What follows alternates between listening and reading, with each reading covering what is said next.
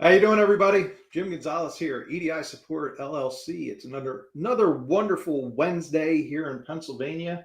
A little cloudy, and actually it's like low 70s, which is crazy.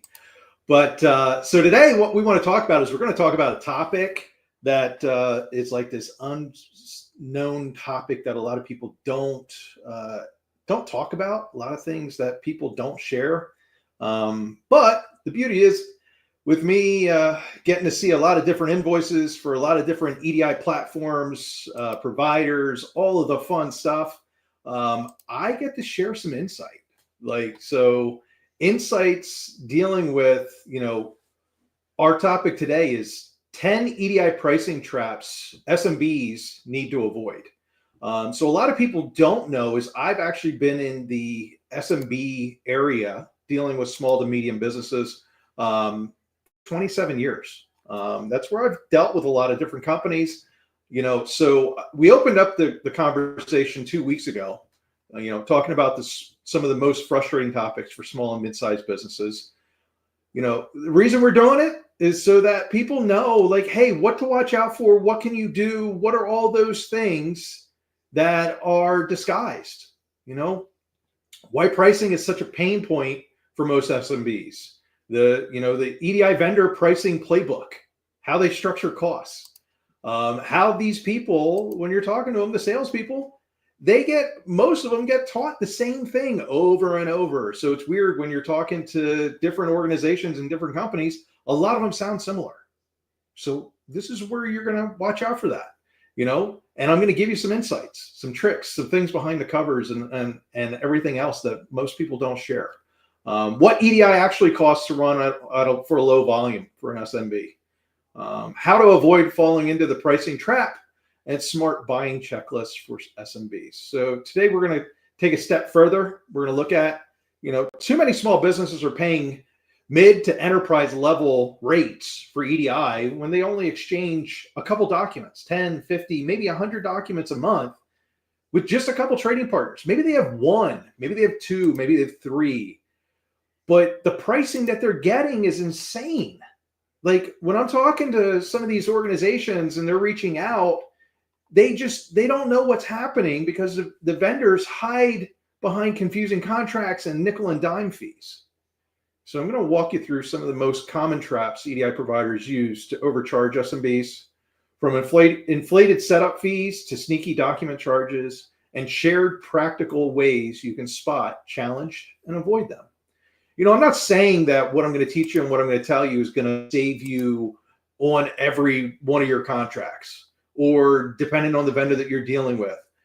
A lot of it comes down to, what are your negotiating skills? How much are you trying to push back and get the best pricing that you can? But the hope is by the end of this video, you'll have a playbook to negotiate confidently, cut through the noise, and pay only what you actually need.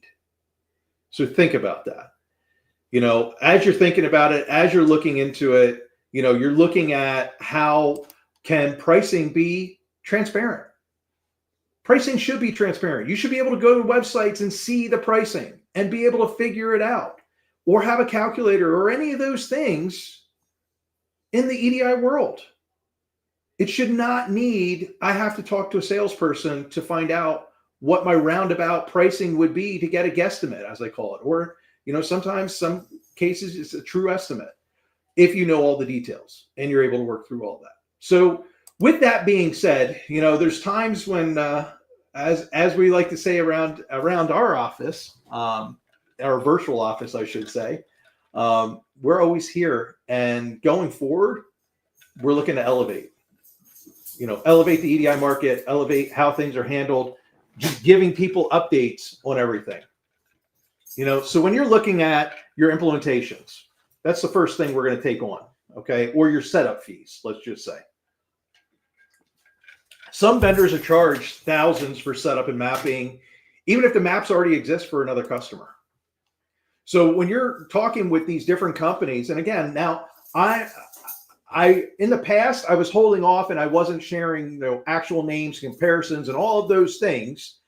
But I have to bring this to light, and I have to share with you insights, and I have you to know of these different companies that are out there. So when you're talking to the SPS, the True Commerce, Crossfires of the world, OpenText of the world, and they're dealing with their managed service or managed platforms, you're going to need to find out, what does that really mean? Are you using an off the shelf or are you not? So are these maps that you're configuring for people, are they shared across multiple companies? So not only your company, somebody else's. So if any changes or anything like that, any major changes or customizations, does it affect you or does it affect everybody? So some of these vendors charge thousands for those setups, and how do you avoid it? You ask, is this map already in production for another customer? Is it a shared map? Ask them that and see what they say. Is there a flat fee that we can do that's based on actual new work? What are those itemized deliverables before paying? How about you propose something and you say to them, listen, I'll pay X% upfront and the rest once we go successful and go live. That's another way. You're basically holding them accountable, and think about how you're not seeing any benefit from this until it's actually live. So during testing, during all of those things, you're not getting any benefit out of it. But a lot of these vendors want you to pay for everything up front. So you don't pay a percentage. You're paying everything up front, 100% for it. Does that make sense? Do you pay a contractor to work on your house and you're going to give them 100% up front? Or your mechanic to work on your car? Or whatever it looks like that you deal with in your daily personal life. Think of it that way. The number two thing is you're looking at a per document or per kilobyte pricing point. So we're paying per transaction and per kilobyte with some of the vendors. Some of them are just paying a document fee and some are just paying a kilobyte fee. Ask them, what does that look like? How does that work? The trap is you're paying per transaction and per kilocharacter data size, which can explode during seasonal spikes. A lot of people in EDI are doing business and things are starting to ramp up when the Christmas season hits. Or sometimes your business is focused on the summer months because maybe you're something that's used outside as a small business. So how do you avoid it? Look at, are they putting you into a tier? So if you must accept per document pricing, negotiate. The tier resets each month, not every year. So you're not stuck at peak pricing forever. A lot of them want to pass along and say, oh, well, what are you doing on an annual basis? Why aren't we looking at what are you doing on a smaller breakdown on a monthly basis? Or however it works. Or here's the categories that you fall into. Whatever you use in a monthly, that's what you're going to get charged for. Here's our tiers. Resets every month. Just an easy thought. Why should I be paying? And why should I have to pay over what my anticipated is? So if I'm doing 100,000 documents in a year, and you don't have a tier for that, and you say, hey, listen, the next tier is 120, so you're going to pay for 120. Well, I don't know if I'm going to have that much growth. Well, sorry, but that's what we recommend. Doesn't make any sense. Think about it. Negotiate. You're the customer. You negotiate everything else in personal life. Start to negotiate these things. Start to really read the contract and understand the contracts that you're reading. And you got to look at the trading partner fees.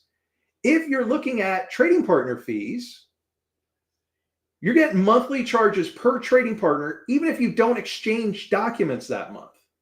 For small businesses, sometimes you don't get orders. But why am I still paying for that connection? It's not even being used. Why should you have to pay based on the number of trading partners? Because I'm going to tell you, behind the scenes, once a trading partner is set up and done through testing, it's just sitting there. It's not costing them anymore. It's a very, very, very, very small minimum for that trading partner that's sitting on the server. The data is ridiculously small. So look at those things. How do you avoid it? First, trading partner setup is done once, so it should be a one-time setup fee. If at all, the ask is monthly, negotiate active partner fees only. No charge when a trading partner is inactive. So if a trading partner has no volume, you shouldn't get charged for it. Bring that up. Bundle low volume trading partners into your base plan. We'll only pay when a trading partner exchanges files. No dormant charges.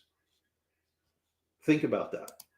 Because a lot of them are trying to mask, and they're trying to say, oh, well, we're not changing you per document. We're charging you per trading partner. And this is what you have to pay per trading partner. No matter how much volume you do. Okay, little hidden secret. Guess what? For you to hit what you're paying them per trading partner per month, typically you would never hit that even if you paid per document when you're dealing in the SMB market. Think about that. Look at your fees.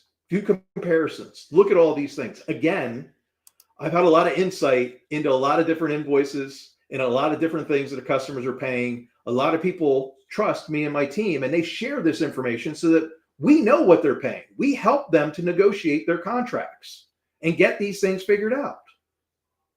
And that's why, again, we're looking to elevate the EDI arena through EDI support.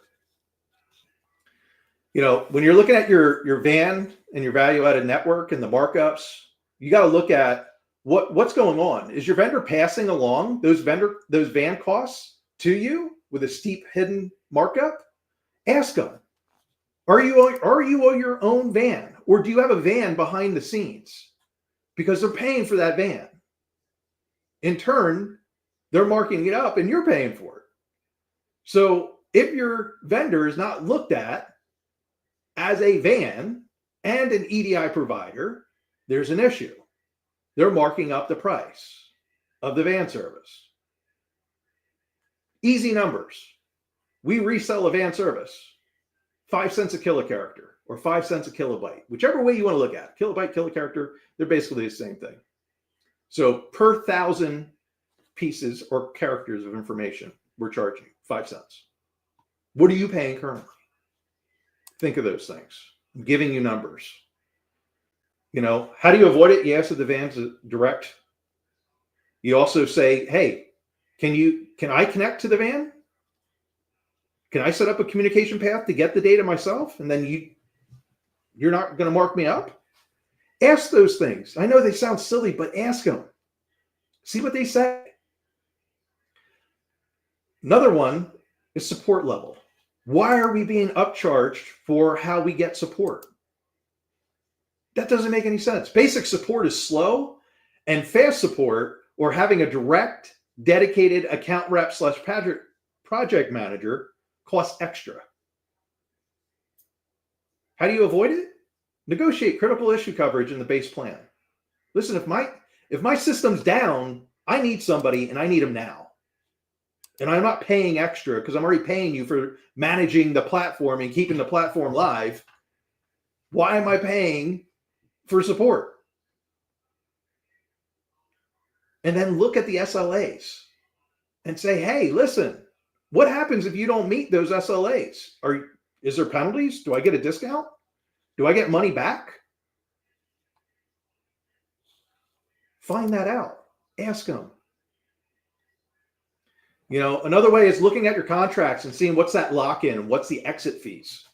What's the renewal rate that's going on? So the trap is multi-year contracts that auto-renew and charge heavy termination fees.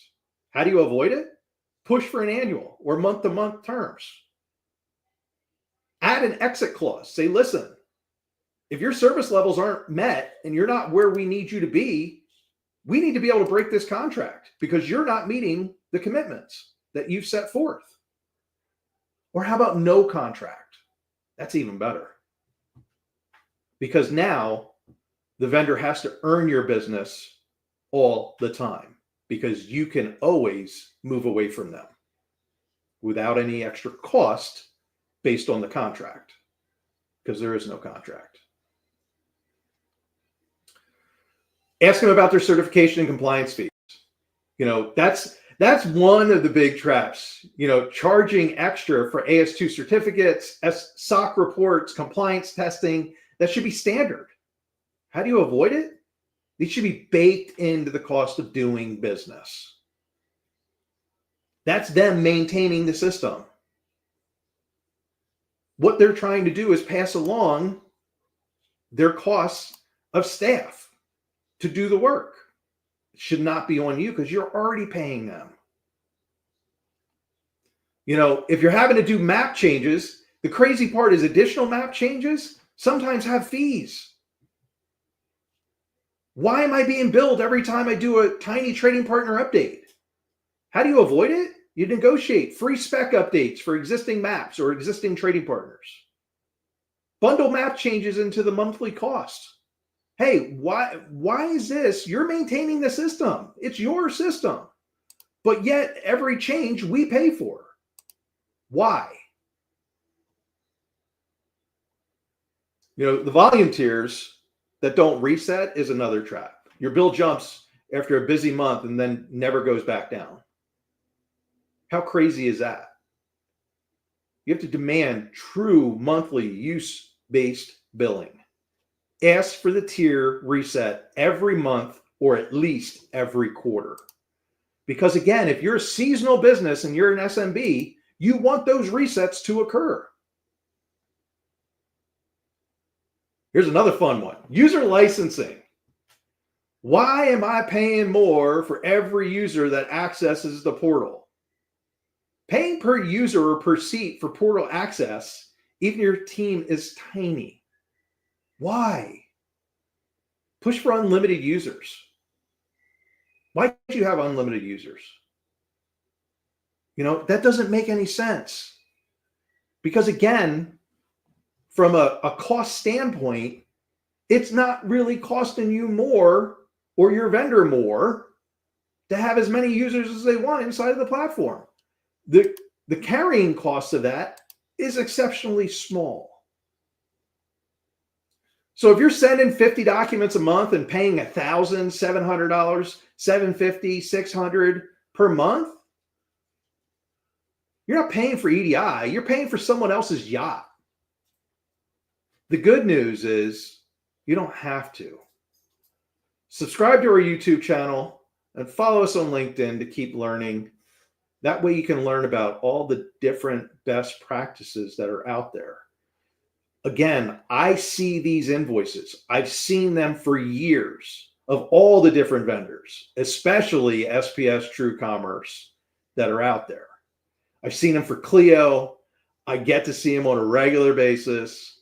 I share them with my team so that we know what our clients are getting into or what our clients and companies are having to deal with. Think about that.